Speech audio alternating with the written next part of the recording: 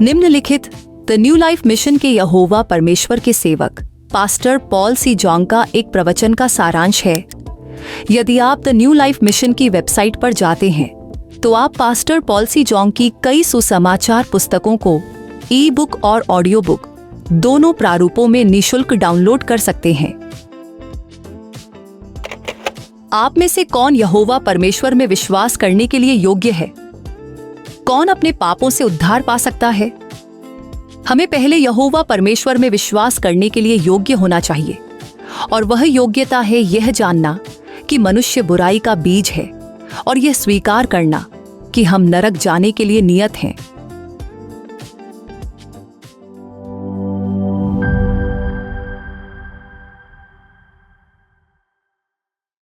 मसीही प्रवचन संख्या 10। यहोवा परमेश्वर में विश्वास करने के लिए आप योग्य होना चाहिए। उत्पत्ति अध्याय 6 पद 5 से 8 तक।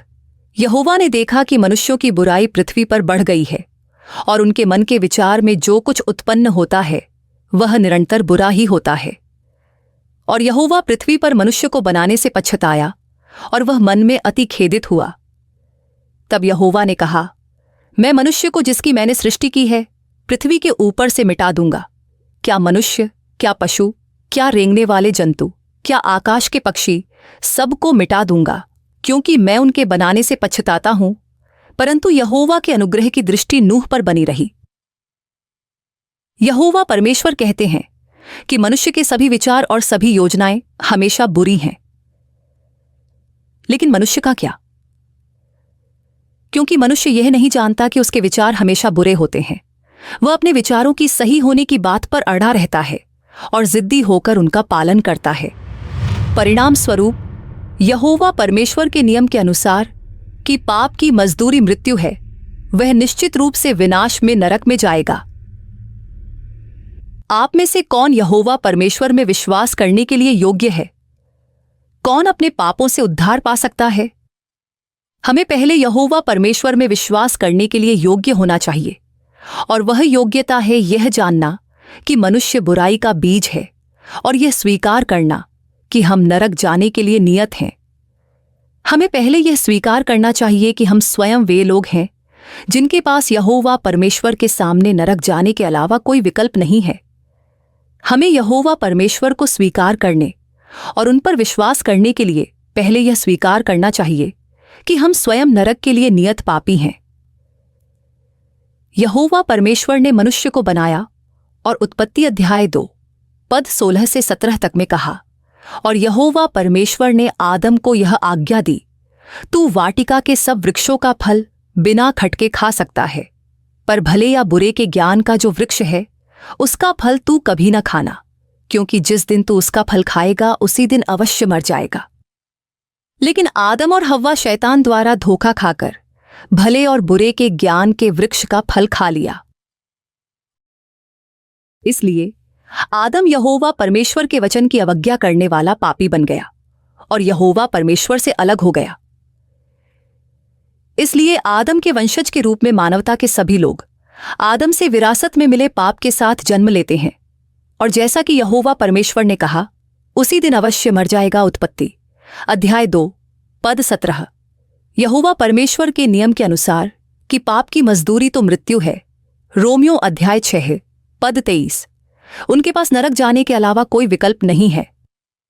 इसलिए चाहे हम पाप करें या न करें, चाहे हम धार्मिक जीवन जिए या दुष्टता से, चाहे हम ज्यादा सेवा करें या नहीं, सभी लोग पाप के साथ जन्म लेते हैं और नरक जाने के लिए नियत हैं।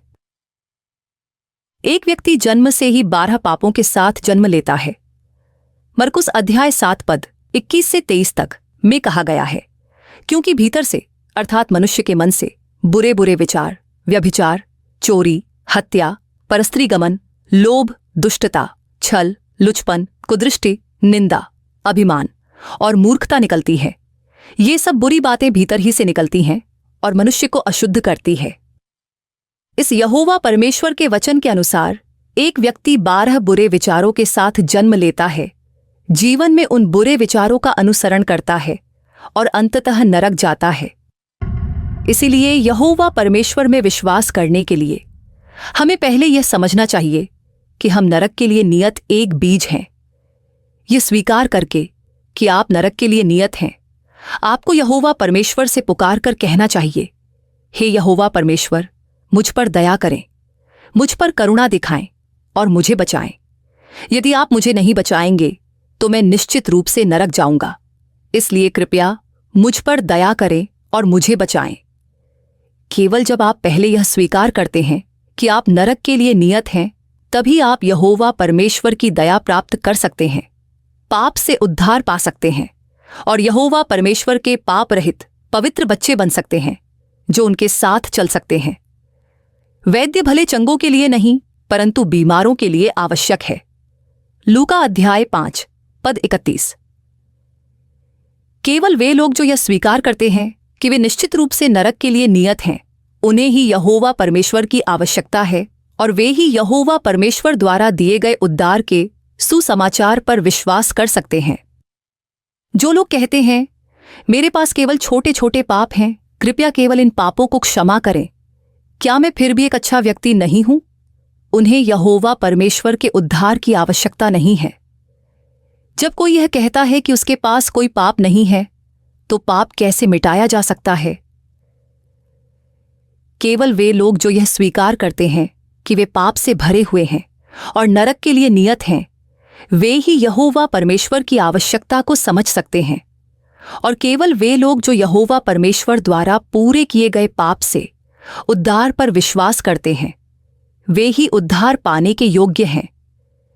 कोई व्यक्ति यह स्वीकार किए बिना भी सुसमाचार में विश्वास कर सकता है कि वह नरक के लिए नियत एक पापी है, परंतु यदि ऐसा व्यक्ति यीशु जी द्वारा पूरे किए गए पाप से उद्धार पर विश्वास भी करता है, तो यह उद्धार वास्तविक नहीं बल्कि केवल सैद्धांतिक रहता है और इस प्रकार पाप उनके हृदय में बना रहता है।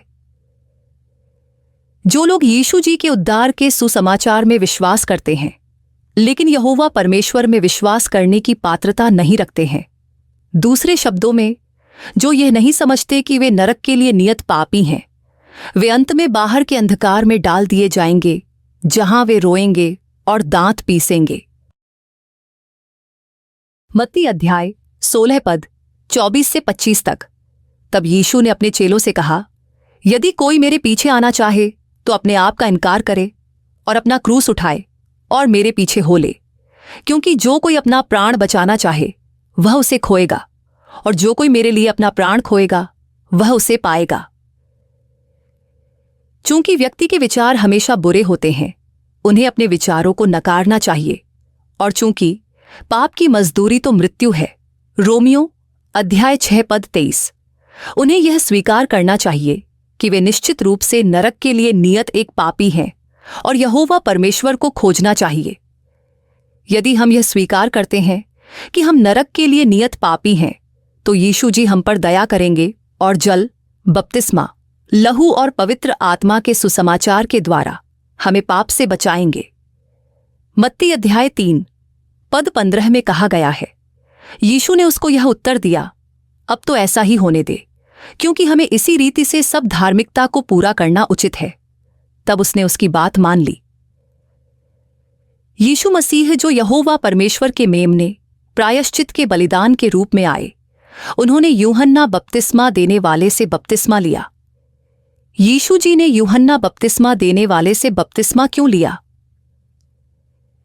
यीशु जी ने यूहन्ना बपतिस्मा देने वाले से बपतिस्मा लिया, जिन्हें उन्होंने स्त्री से जन्मे हुओं में सबसे महान के रूप में गवाही दी, जिसका अर्थ है कि वह सारी मानवता के प्रतिनिधि और हारून के वंशज के रूप में अंतिम महायाजक थे।